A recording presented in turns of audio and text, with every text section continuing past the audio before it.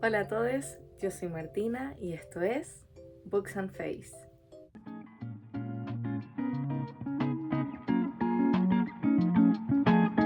El día de hoy les estaré hablando de los libritos que leí entre marzo y abril. Fueron meses muy intensos académicamente hablando.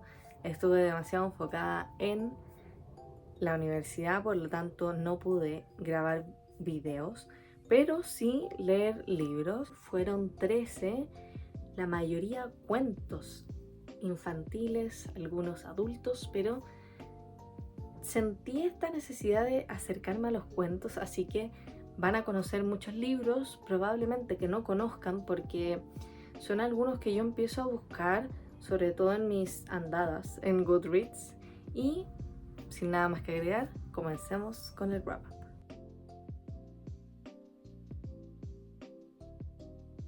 El primero de este mes fue La Isla del Tesoro por Robert Louis Stevenson, un clásico en el que seguimos la historia de Jim Hawkins, un chico que vive con su madre en una posada, que un día recibe la visita de un misterioso anciano. Este hombre, tras pasar mucho tiempo con ellos en el lugar, muere, pero no sin antes comentarle que él fue parte de la tripulación del Capitán Flint, uno muy conocido dentro de este universo. Y una vez ya fallecido este hombre, Jim entra a su habitación y encuentra un mapa que está siendo buscado por otros piratas. Así inicia una aventura en el mar que nos va a llevar a la misteriosa isla donde se encuentra el tesoro del Capitán Flint. E inicialmente me acerqué a esta lectura porque creí que gran parte de ella se iba a desarrollar en el mar. Estaba un poco perdida con estas adaptaciones que hay de La Isla Misteriosa, pero después me di cuenta que no, que era de otro libro, en fin. Pero ese fue el motivo por el cual me acerqué a la lectura. Es un libro muy interesante y divertido, lleno de aventuras. Claramente de eso trata este libro, las aventuras del joven Hawkins en la Isla Misteriosa y bueno, en el barco mediante el cual llegan a esta isla. La tripulación está conformada por personajes con personalidades muy interesantes, sobre todo la de John Silver, que ya avanzando en la historia parece ser que el joven Jim y John empiezan a tener un vínculo cada vez más fuerte, que es muy interesante, sobre todo por cómo se desarrolla y cómo concluye. Y esta historia me gustó mucho por eso, por estas personalidades que eran muy distintas, pero aún así lograron generar este cariño. A su vez, por supuesto, las aventuras eran muy interesantes. El camino en el barco me gustó mucho porque me encanta el mar, entonces tenían que mencionar las cosas que le iban pasando, la marea, etcétera, cosas que ocurren en el océano. Pero hubo un momento en el que yo ya estaba desesperada porque decía, perdón, este libro se llama La Isla del Tesoro. ¿Dónde está el tesoro? Toda la historia de los personajes están intentando encontrar este tesoro, pero en realidad no pareciera que lo están buscando, porque más que nada discuten unos con otros, después llegan otros personajes, la tripulación empieza a desestabilizarse desde sus cimientos y ya después hacia afuera con estos otros personajes que llegan a invadirlos, a molestarlos y a ponerlos en más problemas que los alejan cada vez más de este tesoro que fueron a buscar. Pareció excesivo el número de páginas que se le entregó a estas aventuras, que ya hubo un punto en el que no las soportaba más porque me interesaba saber qué estaba pasando con el tesoro. ¿Realmente existía un tesoro? Llegué a cuestionarme eso, a pesar de que, bueno, obviamente existía un tesoro, por eso se llama así el libro, pero realmente no podía creer que fueron en las últimas páginas de la historia que recién me dieron a conocer la información que todos queríamos. ¿Cuál es el tesoro? ¿Dónde está? Y la verdad, eso empañó gran parte de mi experiencia con la lectura. Así entonces lo terminé calificando con 3,5 de 5 estrellas. Este libro tiene una adaptación de Disney que se llama El Planeta del Tesoro, pero en esta los personajes, en vez de estar en océano abierto, están en el espacio. Entonces van a planetas, que supuestamente la isla, pasan por muchos lugares. Es bastante más divertido que el libro, porque el libro se vuelve tedioso con el paso de estas aventuras que para mi gusto eran repetitivas. Eso no ocurre en la película. De todas formas recomiendo que lo lean y luego vean la película como hice yo. El siguiente libro que leí fue El perfume por Patrick Süskind, donde conocemos a nuestro protagonista Jean-Baptiste, que nació con una marca de nacimiento, y es que no despide ningún olor, ningún aroma, por lo tanto tiene un sentido del olfato muy meticuloso que lo ayuda a subir escalones sociales a medida que va avanzando la historia para convertirse en aprendiz de un reconocido perfumista. Jean-Baptiste es un joven demasiado ambicioso, uno de los personajes más ambiciosos que yo he encontrado en la literatura, y es muy curioso porque él es ambicioso en un área muy específica, muy distinta de lo que uno podría encontrar en general. Las personas quieren escalar socialmente o políticamente en cuestiones religiosas o para tener más dinero, pero él tiene una ambición que está ligada con lo que le apasiona, que es el aroma, el olor de las cosas, y lo que busca es generar el perfume final, como el perfume máximo, que va a tener un olor espectacular. Pero para conseguir esto van a pasar una serie de cosas que van a llevar a nuestro protagonista Jean-Baptiste a cometer asesinatos, porque es la forma a partir de la cual comprendió puede extraer la esencia de cuerpos de mujeres muy bellas para lograr este cometido final que tiene. No sabemos si lo logrará, pero esta es la historia que vamos a seguir. Es un libro muy interesante, como les digo. Él tiene una ambición peculiar, por decirlo menos, y es algo que me gusta mucho porque en general vemos un poco repetido en la literatura el tema de las ambiciones. ¿Por qué luchamos las personas? Pero él lucha por algo muy distinto, y eso resulta sumamente interesante. Como habla el libro de los aromas, el escritor Patrick tiene una narrativa muy descriptiva, sobre todo cuando Jean-Baptiste está oliendo cada frasquito que tiene los aromas, las esencias, y es fantástico. Realmente uno logra sentir, aunque no haya olido nunca las cosas que está explicando el libro, como a mí me pasaba en muchas ocasiones. No sabía de qué me hablaban, pero me podía imaginar por la forma en la que lo iba describiendo, que es algo muy importante, lograr que el lector entre en la historia, que vea, que sienta, que huela, que es lo que busca este libro. Y ese cometido lo logra a cabalidad. A su vez, es muy interesante el hecho de que Jean-Baptiste no siente culpa. Jean-Baptiste no siente amor, no siente remordimiento, solo le importan los aromas. A pesar de que él es un chico que creció en una situación bien difícil, casi siempre es vulnerable en su vida, hasta que fue ascendiendo escalones, él no siente nada más que el olor de las cosas, no tiene sentimientos, pareciera ser. Eso lo hace una persona muy interesante. Van pasando una serie de cosas, es un libro que reflexiona mucho también, sobre todo en un momento en el que Jean-Baptiste se aleja de la ciudad para moverse a otra, pero se queda reflexionando y meditando mucho tiempo por algo que le ocurre. Está lleno de cosas este libro que lo hacen fantástico, pero sobre todo el final. Realmente es uno de los finales más impactantes que he leído en mi vida. Es fantástico, muy apropiado a lo que es la historia, muy diferente, es un poco refrescante, a pesar de que lo que ocurre es bien macabro. Es bien refrescante este final porque es distinto. Y me encanta eso de este libro. El final es una de las cosas que más disfruto.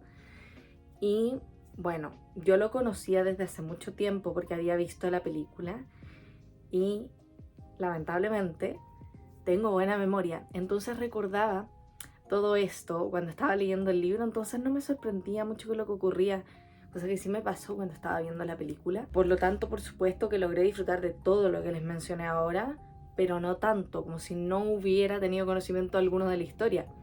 Nuevamente, igual que con el libro anterior, les recomiendo que lean primero el libro, vean después la película.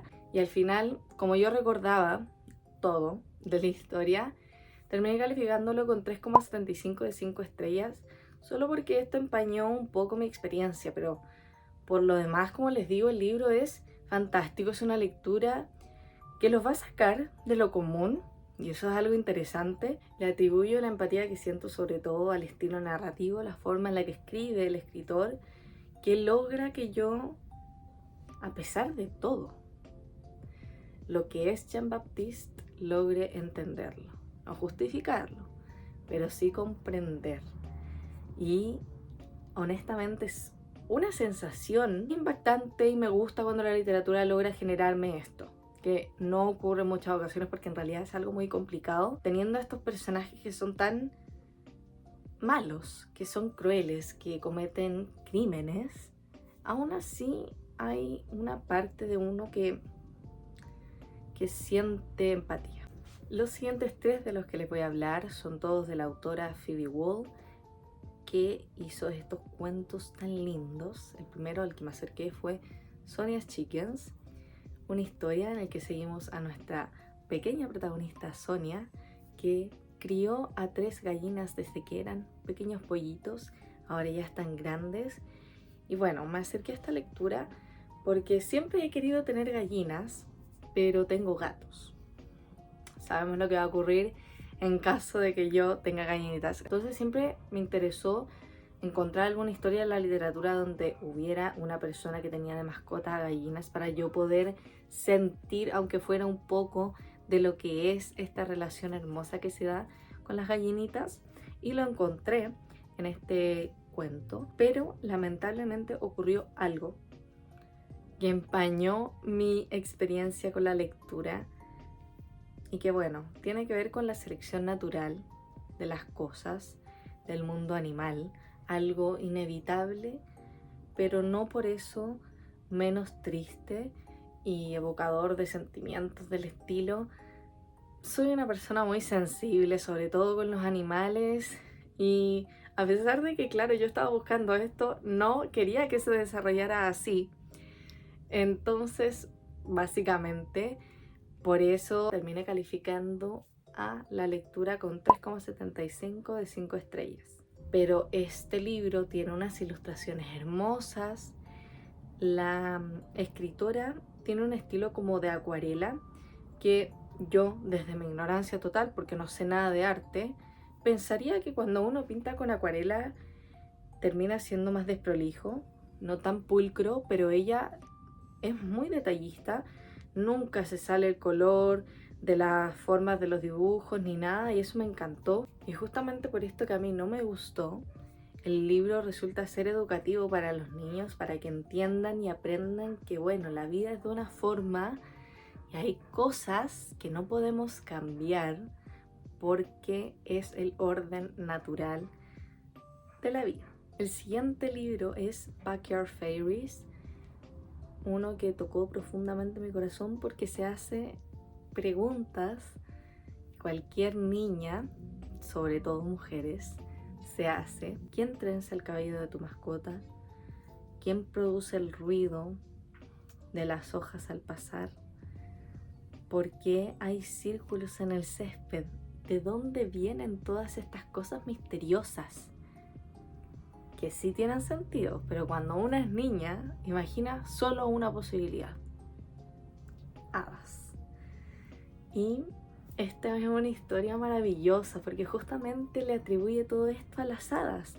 Las hadas son las que hacen esto y nosotras como niñas siempre estamos mirando para atrás, intentando encontrar a estas pequeñas y misteriosas criaturas que lamentablemente cuando nos damos la vuelta no están, pero pareciera ser que siempre nos acompañan. Y bueno, el nombre de mi canal es Books and Face justamente por las hadas.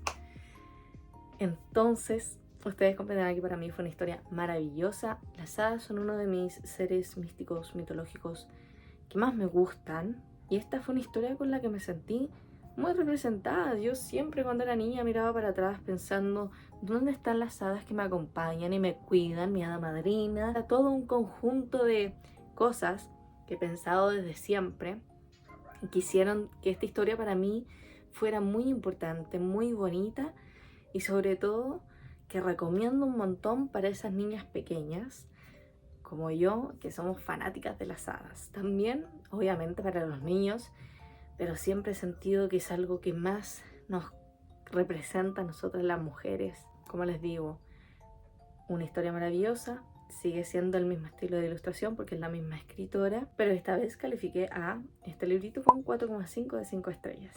El último que leí de esta escritora fue The Blue House, donde seguimos la historia de Leo, quien ha vivido siempre con su padre en la casa azul, pero últimamente las cosas han empezado a cambiar y el vecindario ya no tiene las casas que antes tenía, sino edificios y construcciones distintas. Un día Leo se entera de que deben entregar su casa porque van a empezar a construir edificios y deben irse de esta casa en la que han vivido siempre. Toda su infancia está en la casa, ha pintado algunas paredes, en fin.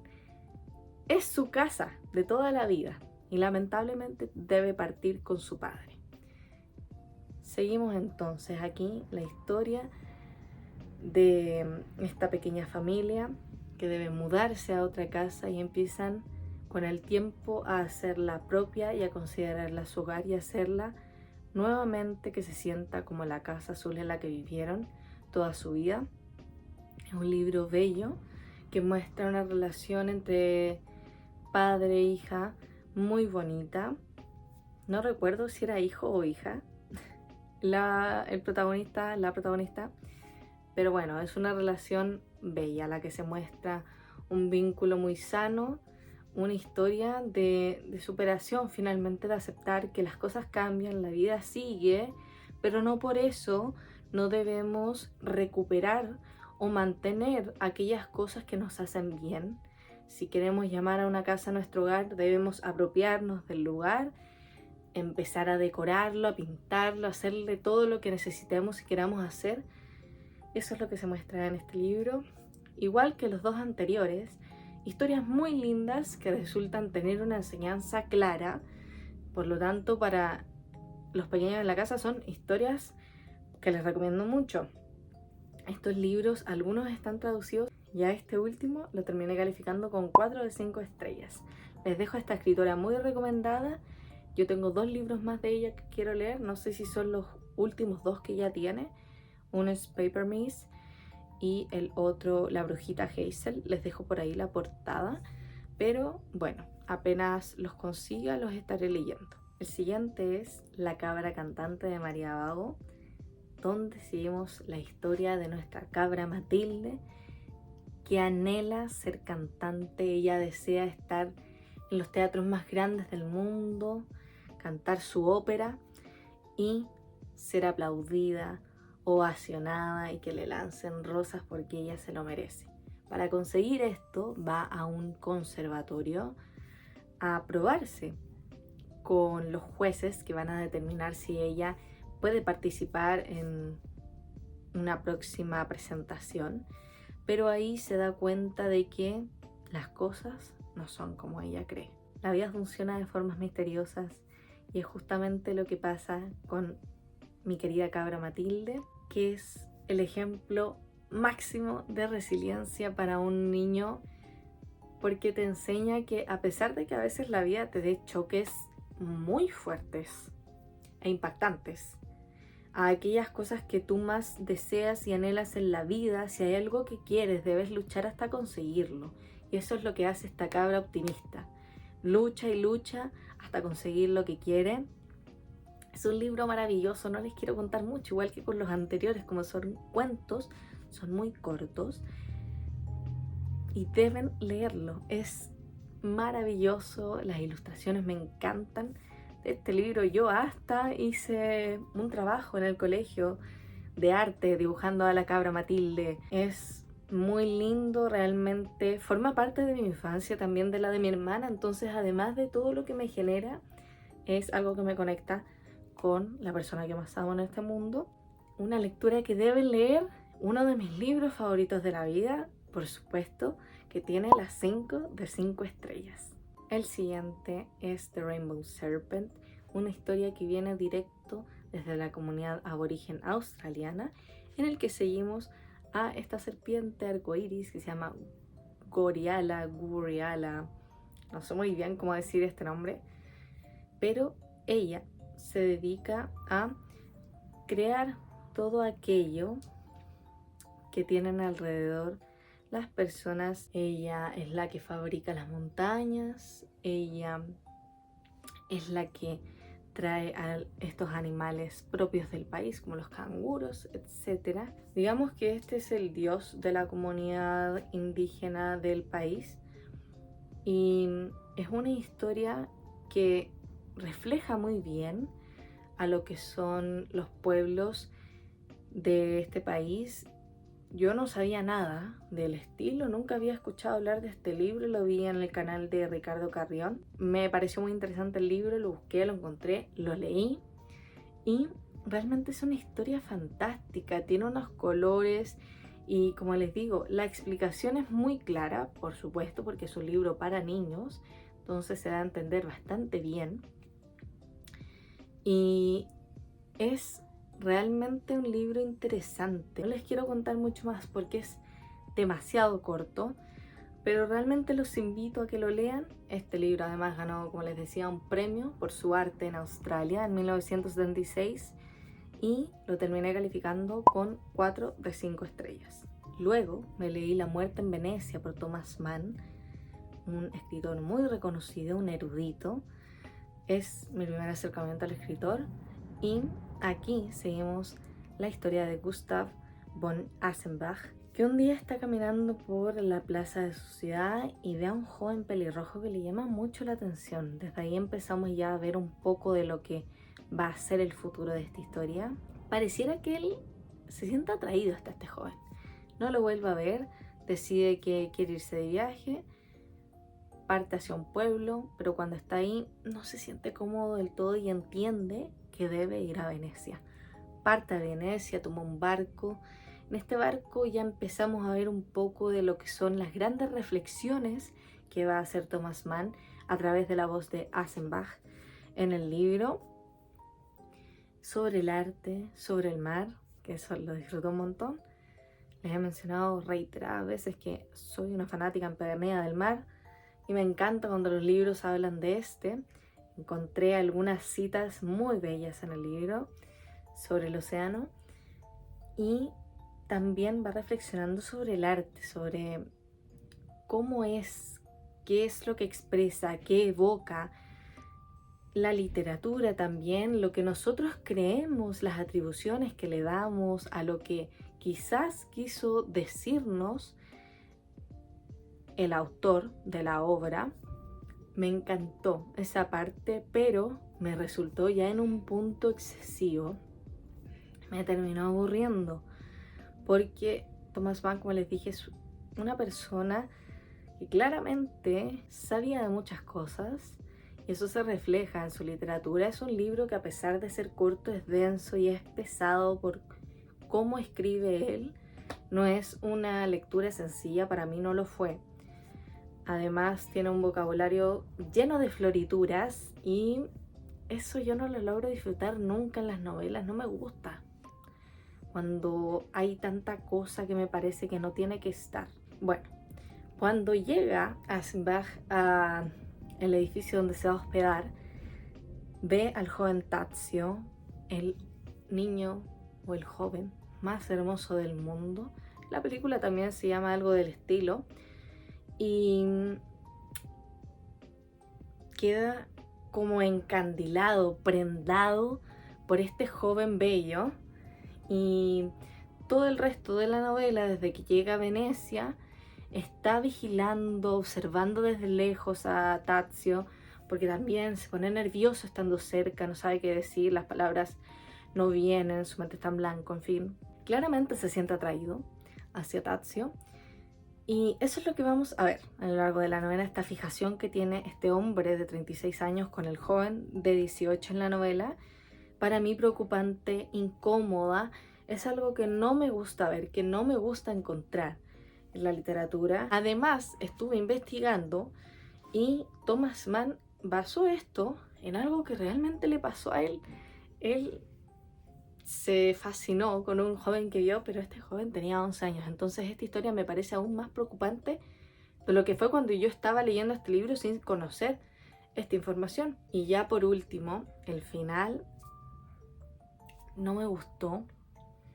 Siento que no termino por entenderlo del todo. Entiendo perfectamente lo que pasó. El título me decía lo que iba a pasar. Pero no sé qué motivos llevan a este personaje a hacer aquello que ocurre al final de la novela. Eso es lo que no logro entender. Pensé mucho en qué estaba pasando por la mente de la persona, pero no logré comprenderlo. Además, como todo está visto desde la perspectiva de Aschenbach, menos entiendo, menos logro divisar por qué fue que ese es el final de la novela. Sin nada más que agregar, terminé calificando esta novela con 2 de 5 estrellas. El siguiente es Bloom, y aquí seguimos la historia de Luna, una medusa que vive en un arrecife en el cual tiene muchos amigos, pero su mejor amigo es un cangrejo.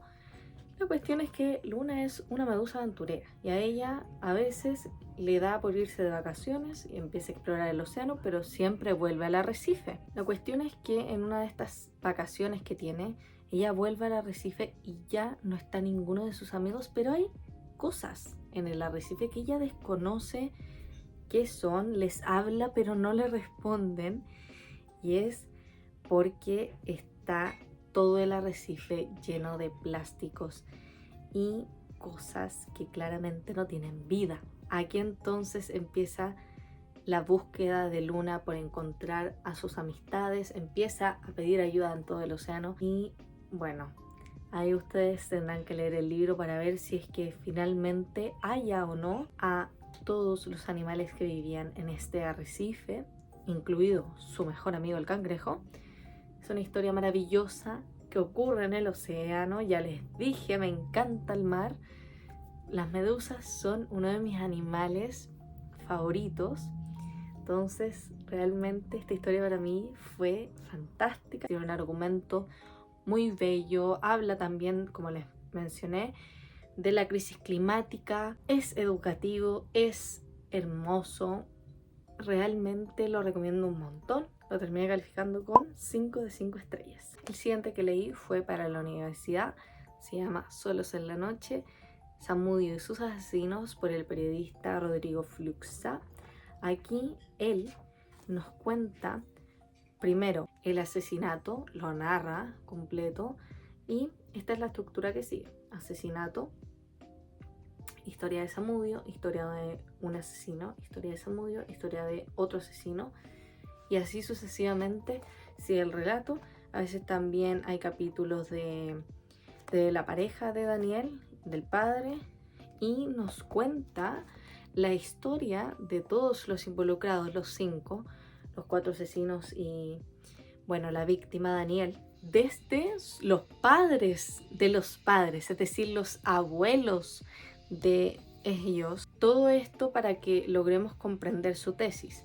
A Daniel no lo mataron por ser homosexual, sino por la vulnerabilidad y marginalidad social en la cual vivió toda su vida. Esa es la tesis de Fluxá, que va reafirmando a lo largo de toda la novela con los argumentos, con las historias de estas personas que reflejan que esto que él plantea es así. La verdad es un libro muy descriptivo para mí, excesivamente. Además que no me gustó esta estructura que escogió para contar la historia y tampoco me parecía necesario que partiera desde los abuelos. Aquí lo que importaba eran ellos. Pero todo está justificado desde la perspectiva de que es lo que él quería decir. Es un libro que tiene mucho reporteo.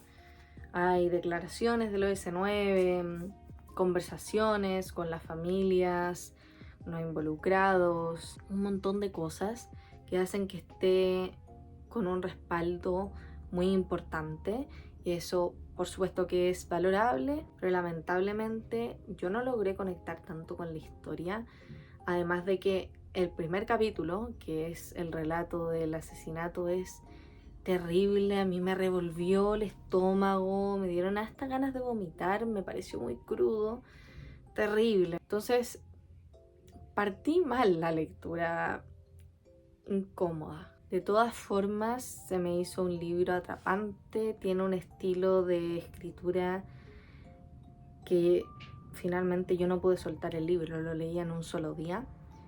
Y bueno, lo terminé calificando con 3,5 de 5 estrellas. El siguiente libro es La última pregunta por Isaac Asimov, donde seguimos a dos científicos que se hacen una pregunta. ¿Qué pasará cuando se agote el combustible del Sol y por lo tanto de las estrellas?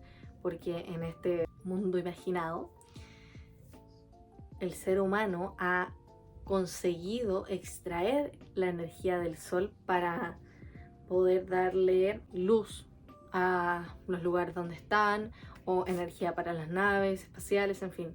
Básicamente el Sol es la energía de todo. Entonces se realizan esta pregunta. Y esta misma pregunta la van realizando generaciones y generaciones delante, años y años y millones de años. ¿Qué va a pasar cuando se agote la energía del Sol? Siempre se lo preguntan a una computadora que les dice algo. Y bueno, ahí vamos a ir viendo si es que esta respuesta va cambiando con el transcurso del tiempo. Me parece una historia enclarecedora que una persona puede leer al inicio y al final de los tiempos, siempre cuando haya una conciencia idealmente humana para escuchar, para entender y pensar en una posible respuesta o solución a este problema que se plantea. Es un libro interesante, es corto y que nos hace pensar, sobre todo en qué estamos haciendo. ¿Estamos cuidando este mundo que tenemos? Por lo menos eso pensaba yo mientras lo leía. Una lectura interesante que le terminé dando 3 de 5 estrellas. Y el último libro que leí en este mes fue Mushroom Brain, un cuento también, en el que la autora nos cuenta cómo se forman los hongos, también la lluvia de hongos, que es mediante las esporas, y la verdad, no más que eso. Entonces me pareció bien vago. Yo pensé que iba a ser la historia de un ratoncito que comía hongos o no sé. Eso me dio a entender la portada, pero no trataba de eso.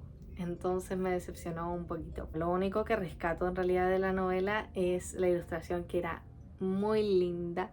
Y como es tan corta, en realidad les recomiendo que lo lean solo por este motivo. Y finalmente le di 3 de 5 estrellas.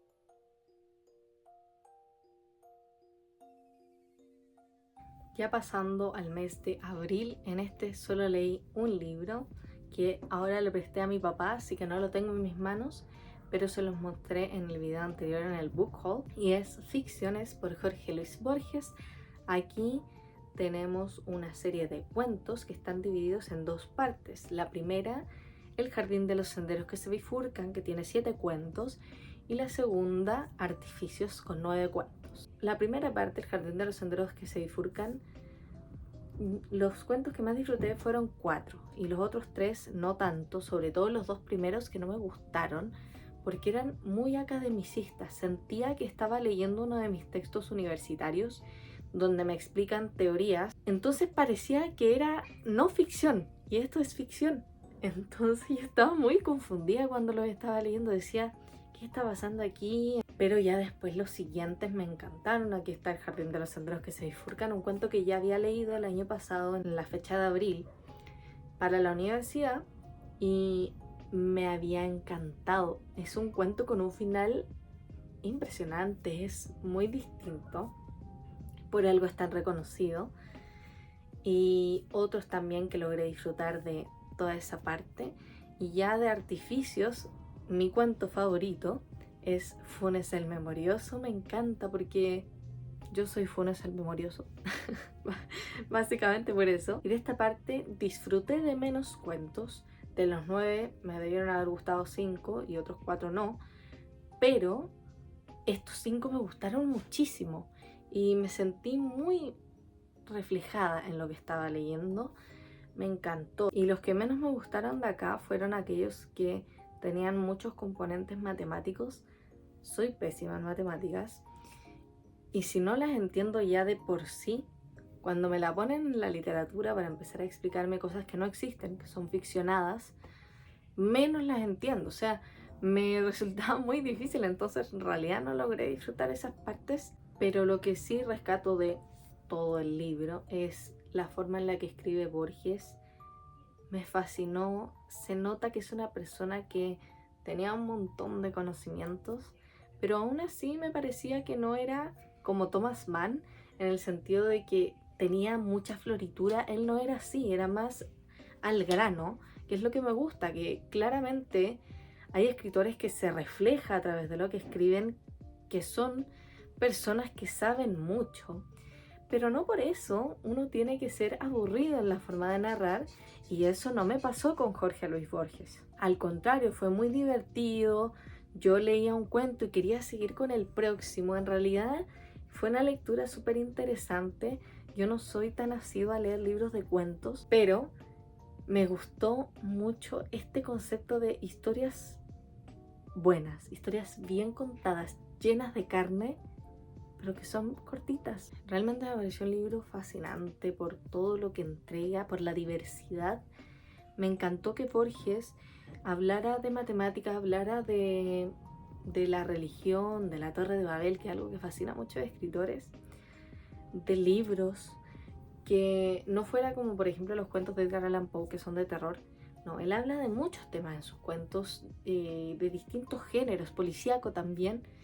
Entonces esa variedad me gustó y finalmente califiqué a este libro con 4 de 5 estrellas. Eso fue todo por hoy. No olviden darle like a este video, suscribirse y activar la campanita para que les lleguen las notificaciones de todos los videos que voy subiendo al canal. Comentarme si leyeron alguno de estos libros, si quizás hay algunos que les llamaron más la atención que otros, recomendaciones que dejaron anotadas para leer en un futuro. Y sin nada más que agregar, nos vemos en una próxima. Bye.